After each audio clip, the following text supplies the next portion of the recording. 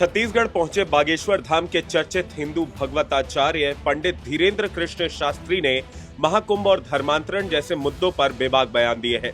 इसके साथ ही उन्होंने धार्मिक स्थलों पर शराब की बिक्री को लेकर बड़ा सुझाव दिया है।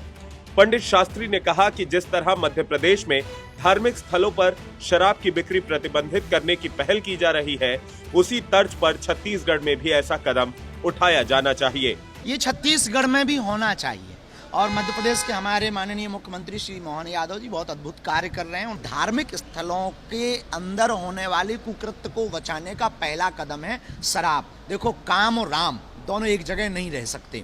छत्तीसगढ़ के माननीय मुख्यमंत्री भी हमारे बहुत प्रिय हैं, बहुत अभिन्न अंग हैं और निश्चित रूप से वो इस पर बहुत कार्य कर रहे हैं। इस मुद्दे पर बेलतरा की बीजेपी विधायक सुशांत शुक्ला ने कहा कि अगर ऐसा कोई प्रस्ताव आता है तो सरकार को इसे लागू करना चाहिए।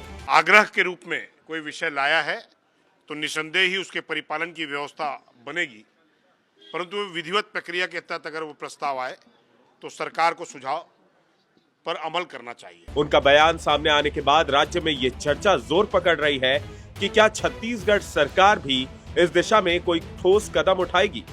बता दें कि 2018 के विधानसभा चुनावों में कांग्रेस ने शराबबंदी को अपने घोषणा पत्र में प्रमुखता से शामिल किया था। शराब के कारण बढ़ते अपराध और सामाजिक बुराइयों से त्रस्त जनता ने कांग्रेस को सत्ता तक पहुंचाने में इस वादे को मुख्य आधार बनाया। खासकर महिलाओं ने इस मुद्दे पर कांग्रेस का भारी समर्थन किया। सत्ता में आने के बाद कांग्रेस ने सत्यनारायण शर्मा के नेतृत्व में एक कमेटी का गठन भी किया था, लेकिन शराबबंदी का वादा पूरा नहीं हो पाया और इसके परिणाम स्वरूप जनता ने अगले चुनाव में कांग्रेस को सत्ता से बेदखल कर दिया। मध्य प्रदेश के मुख्यमंत्री मोहन यादव ने हाल ही में घोषणा की कि राज्य के 17 प्रमुख धार्मिक स्थलों पर शराब की बिक्री पर प्रतिबंध लगाया जाएगा। एक सार्वजनिक कार्यक्रम में उन्होंने कहा कि शराब के दुष्प्रभावों से सभी परिचित हैं। हम नहीं चाहते कि हमारे युवा इससे प्रभावित हों, क्योंकि वो देश का भविष्य है।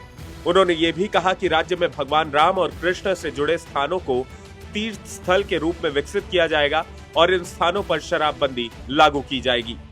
मध्य प्रदेश की इस पहल के बाद दूसरे राज्यों में भी धार्मिक स्थलों पर शराब बिक्री को रोकने की मांग तेज हो रही है।